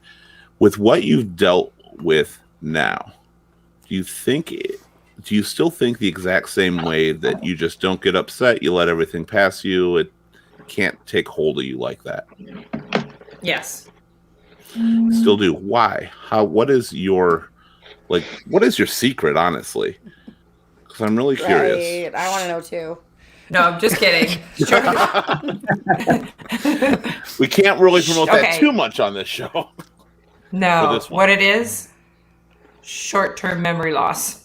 No, I'm just kidding. Oh, Yeah. No, Fifty I First don't. I Dates. really, Wine to Dory. No, I seriously don't know. I just think I don't hold on to things. And I'm going through a lot right now, and I am a person that if I talk about it and I get it out, it's behind me. If I hold it in, then it is more difficult. So That's why I'm your shoulder blessed to voice have is here. I was gonna say I'm blessed to have a lot of friends that I can talk to, and I'm cursed and blessed to be Italian and talk a lot, so I do get it out, But I don't know. I just think I love life. I love everything about. Me too. I just love the journey of it all. I love all the people that I meet and try to figure out their problems and help them through it. Myself, the same thing. The more of a challenge that I get, the more excited I am to help out with something or conquer it. And I think Honestly, that's part of it. not having And I people love to help Disney. out hurts me. Yeah, well, you're Disney. Well, they kill somebody in every movie. Usually a parent. Such is life. No, you're One of the right. things that, when I don't have somebody to help or take care of, as much of a stress it is, that actually takes a toll on me too, because I really need that. For me, it's a big impact. So I was just curious. Now, how many people, by show of hands, aside from anybody on this panel, have saved the life of somebody and known about it, who was about to die by suicide? How many doing people? awesome, bro. 3 for 3. You got it every time. You're jamming it. How many people have knowingly saved the life of somebody? I have no idea if I have or if I haven't. It's probably why Okay, it's so now hard. let me ask another question. How many people have saved the life of somebody? Everybody on this panel should raise their hand. Every one of you. Yes. When you share your story, you're always saving a life. I started this 3 years ago, and I said, I'll do this, and if I can save one life, I'll continue until I don't. People message me, and I'm humble, you guys. When I talk about this, please don't think that I'm arrogant or know-it-all or anything. Oh, if you're not arrogant, we can't be friends. I'm sarcastic, so I think we're friends down here more or less. So, absolutely, Wayne. But I'm a compassionate person. This is like what I've lost, what I've gained, what I've gone through, and how I'm still here alive to tell my story. I've been in so many accidents. Like I said, there's a bigger story than just what I shared. That's a movie of its own. It's humble. I've been told I could write a book too. I've been kicked in the balls, but I've kicked others in the balls. I mean, I've been a roller coaster ride for 27 years, and I know I have. But I know I have a good soul. I know I have a good heart. I know I care. I want to be a kind person. I want to be a caring and giving person. I don't want nothing in return. I just want to help somebody, And people message me all the time and say, Brian, you save hundreds of lives a day. Well, I've got 5 teammates, right, from around the world. They're saving lives a day. You guys are saving lives right now as we're doing this show.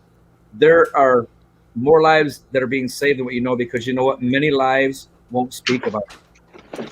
They're just grateful here, and here. They're grateful. We're giving them the stigma. And what's more important than just saving lives, you guys?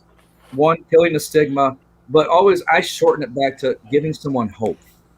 Yes. I don't look at if somebody's really dying, giving up, and they're and it calls at 2-3 in the morning on Messenger. I'm not gloating, humbly. I'm telling you, I'll get a call on Messenger at 3 in the morning and sit on the phone with somebody for 3 hours, and save their life, and get them resources and get them some help that they need. And they know I'm not a professional, and I don't give them professional advice. I just let them know that I care. But I have to be careful because it's drained me to where I feel like I've lost 10, 15 years of my life with my health. My physical health is not good. My mental health is good. I just get lonely. I isolate myself. I get judged by a lot of people because I speak about something that's so sensitive. But you know what? I don't care no more. I'm going on 52 and I could die tomorrow. I've lived a life.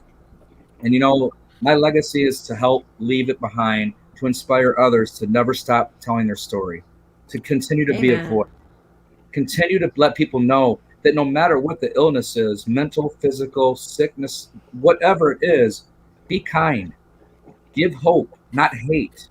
The world's a better place before all this bullying and teenage suicide went up 85% since Facebook came out. Think about that. Think about that tonight, you guys. Social media has a very dark side to it. That's what I meant earlier. Yeah. Because people text and they message. It allows. They don't hear. When you text and you message somebody, you don't hear the tone of voice in response. Mm-hmm. You don't see the facial expression in the conversation, right? So somebody says something on their K or a few words, and you're like, "What is that?" And you get mad, or if you wake up in the morning and you're in a bad mood, you got no argument with your spouse or your child, or you lost a shoe, you're running late for work, you forgot your lunch, and then you get a text from somebody that says, "Hey, I really just didn't have the greatest night last night." If you've got anger, stress in your mindset, you're going to answer somebody, in a text or a messenger with that mindset. In person, you can hug each other. You can see the tears. You can break down. Like we used to do that without phones. Before phone, nonverbal communication. We communicated face to face. Yeah. We had party lines. Don't tell us your ancient tales. We just people communicated then though. I can relate. Yeah. Yeah. Good problem. But there I'm is a your huge age. difference. It's especially hard with people who are like myself. I'm kind of a naturally sarcastic and dry sense of humor. Well, I mean, Karen's, pretty much my sister there. You know my whole life. You know that about me. Pretty much, yeah. Yeah. And when you're texting or messaging, it does not come out right. People don't know if you're being your usual happy, sarcastic person or you're dead serious with what they're saying. It's because Like, what the hell is his you're problem? applying your own head. Your own head is trying to read what the inflection is on that. And thing. I don't when you even get think that, about it. Like, I actually messaged. I'm gonna actually bring it up because he didn't respond to it. And I messaged Brandon. I was joking about something. I don't even know if he caught it because Dude, he said he wasn't feeling well. I knew what movie it was from. Okay, that's what it was. I'm like, you want fresh towel? Want me fluff pillow? Want me jerk you off? And it was from Tommy Boy. Yes. It was the quote from Tommy Boy. But after I sent it, I'm like, what if he's never seen that movie? Yeah. Even better. What if he's outside my door right now with a What if he towel? doesn't know nothing about the Yankees? Was it alfalfa or Spanky? I did that. And there, right there, you guys. This is the number one thing to help cure all illnesses and all mental illness, and help relieve Laugh. physical illness is laughter, love, Laugh. compassion, in it together. This right here is a family of its own, and all the people with us, it's a family. We all help each other become better parts of ourselves, but we also help each other get through the bad times too. It's hard to find that in today's world without communication. I go back to that a lot for a reason. I've learned it because of all the algorithms and because of all the things I see. People love to talk about hate and push at the negative things in here. And then you get the millennials and these youth. There's no control in households, and then now we don't have the time tonight, but think about what we haven't talked about. How bad mental health, suicide, addiction, overdose has been over the last 12 months. Right. Oh yeah. COVID because of So, yeah. 100,000, a million people, over 45,000 to 50,000 people die a year in the United States. Over 1 million people die a year around the whole world. 1 million around the world for 1 year now. That was up to 2 years ago, before last year. Now, you think about the people that are all isolated, the people that are all ill and can't see family. We could go on for hours, right, about all the things that are the businesses that are closing, many things. I don't want to keep taking time away from Keith's show, but this is the show. I like to hit spotlights on you guys, to help, and hopefully you guys maybe take some notes from this, and we can make other discussions, other shows. I can help you guys. We can get other people on here that have other platforms. We could get involved with their platform maybe one night when they do a show. There's just a lot of opportunity, and this is what I'm saying. Going back to the Keith's whole thing behind this, how can we help? How can we distract? How can we bring people out of this funk? This right here, this kind of stuff is what really helps people. The live interaction. They're tired of sitting at home in a text message. It's not live. It's words. It's an emoji. Right. This is like sitting in front of each other without a cell phone. Yeah. This is like old school right here. My God. We just reinvented the wheel. Well, we do believe laughter is very important, and I know for a fact if anybody who's ever known me prior to seeing this show or anything like that, you would never have guessed almost 90% of what you found out on this show about me. You would have never thought I ever had these issues whatsoever. And I'm telling you right now, if COVID can take a happy person like me, one who has no thoughts, no desires, doesn't think he ever will in that direction again since he found his place, can take me down that dark path, it can affect anybody you know. Because I'm really strong. And just so I'm extremely strong. I'm amazing in every way. And I think you need laughter. And I think one of the hard things when we created this, and like I said, we get the flack from some other organizations for it. I think you need the relaxing and know you can still laugh. Laugh is a great medicine. Best. Well, why would you go and seek any help from anywhere where, like, hey, no smiles and laughter? Like, No that's not going laughter to help you at allowed. all. And 90%, I won't say 90% because I don't actually have numbers, but a lot of people who go to specialists when they're having problems, they go to a specialist for it. The specialist always comes off as better than them. Right. And they don't want to listen to them anymore. Too serious. Yeah. And I think that's missing for a lot of people, and I think they need a place to turn. And that's why Amos by Hope is here. That's why we're here. That's why there's a lot of organizations out there. You'll see some of the credits. Lewis actually posted something. It's an image with some hotline numbers and counseling that we will be posting on the website, just like Amos by Hope does, and ourselves. Now, obviously, you'd probably get a much better response from Amos by Hope. You can message through our Facebook page anybody, and somebody in our organization will talk to you. And if we happen to not be there, usually because of the hours we all are around, somebody's going to be there. But we'll talk to you. If you want to do it anonymously, you can go to our website and go to our chat feature there, and you can actually choose to be anonymous and still chat with us. You don't have to, reveal who you are. And if you ever want to talk on this show, again, our new option to do the live call-ins here, you can do that by voice only if you don't want to have your actual image up there, be on video. It's your choice on that. Hopefully the call-in feature is going to pick up. We've had a couple. Things are changing. Things are taking off more. We appreciate that. Brian, I appreciate it so much. Everything you do, Yeah. I want to know your secret. I want to know your trick. I want 7 million worldwide. What the hell? Hey, we got a guy in UK. You know what? In Germany. You were a friend of mine, Keith. There's a reason why we met. I've been following a couple of Brandon, I believe, and Lenny, right? Lenny, Did I say it? yeah. And You've been Lenny. following her. You just learned her name. I've seen a couple on a couple of shows. I know Brandon, I know Andrew, I know a couple of people. And I know Kenny. A lot of people mean a lot to my heart, So I've met a lot of people. Like my best friend lives in New Zealand, and he has 1.5 million followers, likes on his page. He helped me. We collaborate, and we don't deal with. You'll get 1 out of 10 that'll work together as a family, as a team. And we've dealt with people that come to our page and just trying to suck us out. We don't do that. If you can't work together and collaborate, then we don't want. And that's what it's all about. We can do things so much together, and we can all get involved. And like my team that I have, and you guys, there's so much opportunity with things like this, with live streaming and with the people. I'm illiterate when it comes to this shit. Part, That's like that. Hell yeah, break them out. About to get my undies and slide in. It usually happens when I'm doing the final word on there, because I always got to do it like some kind of jazz beat. It's like that babysitting thing. Oh, yeah, It's blues on there. But I could talk. It all talk starts. more. We could do another show. We could do. We could You're talk. always going to be welcome back, Brian. Absolutely. We could find different subjects off of suicide. Not just suicide, but things that. That's what we actually do. I don't know. You said you watched a lot of the shows, and that's one of the big things. We actually spent a lot of time doing Sundays as our lighthearted shows, Wednesdays our deeper shows.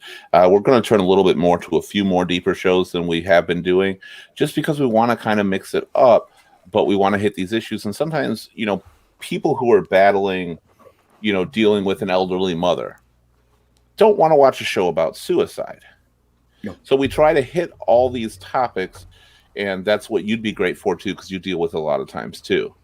You deal with people, but every problem somebody has, that's too, so can spiral to the biggest problem of all.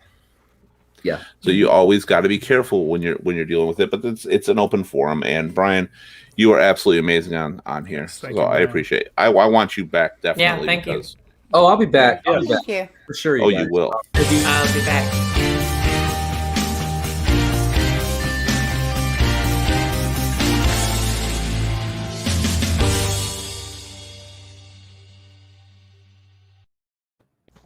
There's hope out there. There's something to get you through. When you feel you've lost it all, you haven't. There's always something else out there. Find your place. Find your friend. Find your voice. Open your ears. Open your mind. Let people get into you. Let people actually find out what's wrong. If you're dealing with problems, don't hide them. Talk to somebody. Your problems, if you talk to somebody and you get through it, will become a memory of the past. It'll be something you look back on and say, what did I do that for? What was I thinking? My life is so much better now. And it can be for every single person viewing this broadcast, on the panel, in the chat, and for the millions of people who've never even heard of Ear Shoulder Voice, the same thing applies. If you've never heard of Amos by Hope, same thing applies to you. There's help. Look to your friends. Suicide is not a laughing matter in any way. It's nothing that should be joked about. Yes, we add levity to our shows a little bit. never about the issue. Don't dismiss people. Yeah, go ahead, Brian. I don't mean to cut you off on that, but can I share just a little dab on what you said about talk to a friend? Yeah. Sometimes, a lot of times you notice in today's world, it's hard. People need help, and you help them. They're not maybe always there for you when you need the help. So sometimes it takes a stranger to help a stranger too. Just keep that in mind. I've learned that over my years and my time. I've helped so many family and friends, and when I need them, none of them call me and check on me. My phone might ring once, twice a week. I might get 2 messages a week or 3 texts a week, a whole week, out of my normal life people. So just never be afraid. If you guys ever need somebody to talk to, feel free to message me or message us or anything too on top of that. Yes. We do it. Definitely are here for you guys. Ditto. All right. Our actual first deep topic show was the second show we ever did, was called Big Heart, Heavy Mind. It was literally about what you just said. It was about those that do for everybody else. And when they need something, nobody was there. A Facebook post is what got Lenny, what got this started when I did. And it's because, it hurt me more to realize people weren't there at the time. People that help everybody and do everything they can for somebody, definitely be there for them when they need it. Even if it looks like a small sign, even if they just want somebody to come over and chat for a while, it can be about bullshit. You're doing something. If you are ever at the breaking point where you think something's going to happen, sometimes a show like this, sometimes our organizations are not the help. And I want to point out, seek the help you need, no matter what it is. But if you think you just need somebody to talk to, we're always there. Amos by Hope is always there. Reach out to us. Your life is worth living. Even if you don't think so, you probably have 1,000 people around you that could tell you otherwise. But instead of just hearing it as dismissive words, understand what it is they see that makes your life so worth living. Because there's a lot there. And if you can see it yourself, you'll realize you have a lot to live for. I've said it before, I'll say it again. The world is definitely not ready to lose me, because there's a lot of people who can still be helped. And I believe that. Today's topic, of course, has been, I want to leave this world, the reality of suicide. If you didn't guess it already, it was a deep topic. Very interesting. I even learned something about people who want to kill themselves by suicide. Like, commit. I didn't realize how much I said commit, Brian. Thank you for fucking my life up on that. I'm so sorry. Your life. That was a lot. Shots on me Thursday. Shots on me Thursday. Yeah, apparently I got a DUI. Definitely. I didn't commit a DUI. I got one. Our next topic coming up on Wednesday is Super Bowl Mayhem. Yes, it is a kind of sports show, kind of a Super Bowl show, and kind of how it's changed, because a lot of places aren't doing Super Bowl parties this year. A lot of events, because capacity is limited around the country. So a lot of people aren't going to be able to do it. Plus, with the 10 p.m. curfew, Super Bowl is going to last longer than that. So that's going to be really interesting for some of those parties out there. But it's not just about the game. It's about what attracts you to the Super Bowl parties. It's primarily about Super Bowl. Do you go for the halftime shows? What was your favorite thing? Do you go for the party? Do you go for just the interaction, the engagement with people?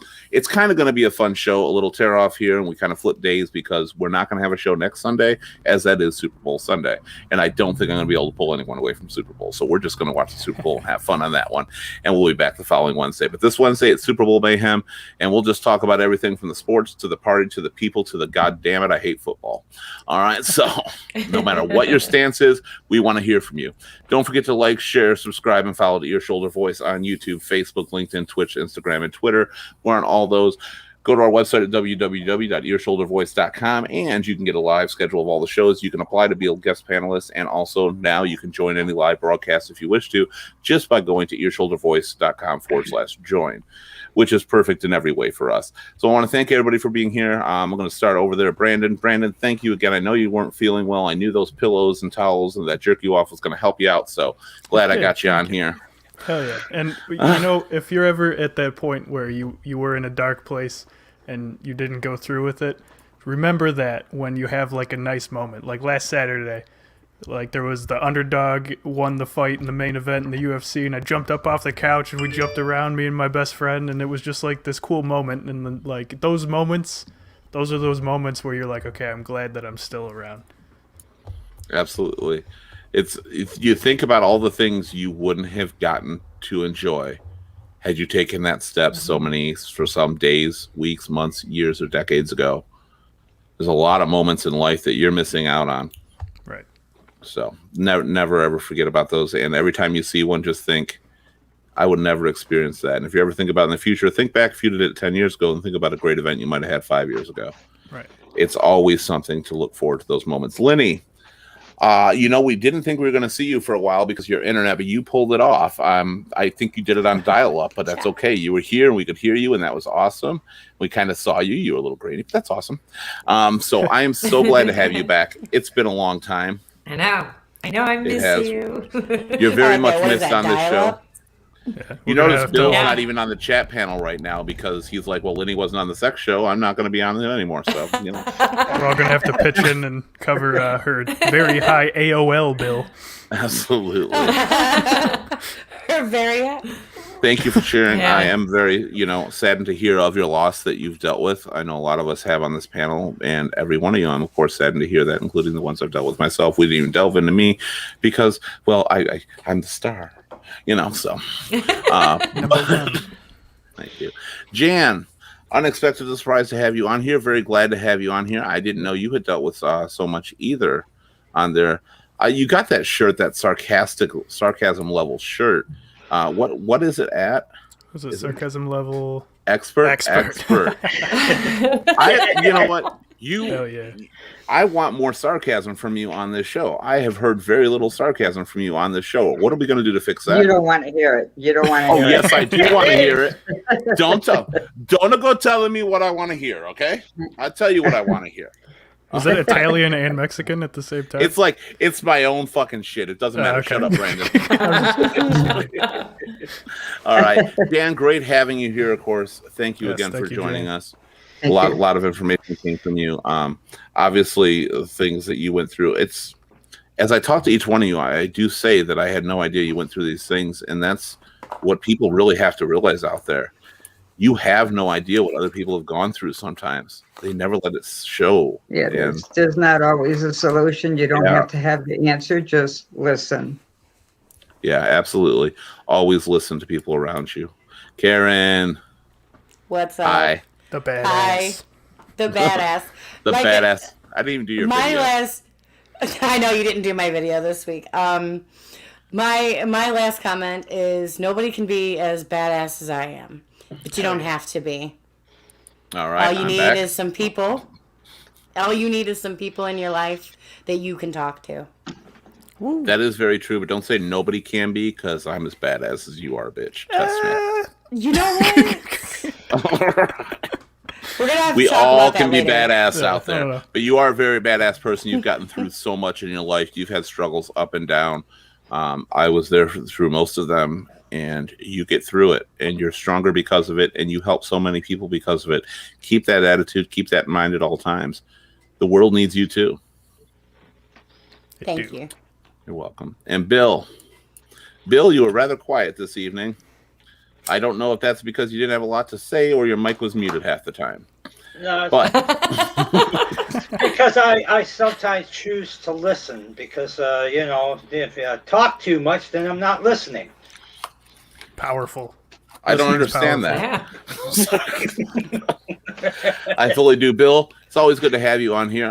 You shared some of your stories as well. You did actually participate, and I actually did like hearing from you. It's been a quieter show. We had a bigger panel this time, but I'm always happy to have you on here from your first call in. You were our first surprise guest we ever had, and now you've been on quite a few shows, and we love having you on here, Bill. Thank you. Yeah. Thank you, Bill. So thank you, everybody, again for joining Ear, Shoulder, Voice. Return every Sunday and Wednesday, except for Super Bowl Sunday, where we'll have a brand new show for you with a brand new topic and a brand new list of people chatting. Thank you to the people in the chat. Thank you to, I don't want to say thank you, Bill McLean, because he's not here, is he? And yet you He hasn't did. said a word, so I'm not even going to say thank you, Bill, even though it's in the credits. It doesn't count. So thank you, everybody. It's been fantastic. We'll see you all again later. Thank you for joining us at Ear, Shoulder, Voice. Okay, bye-bye. Bye-bye.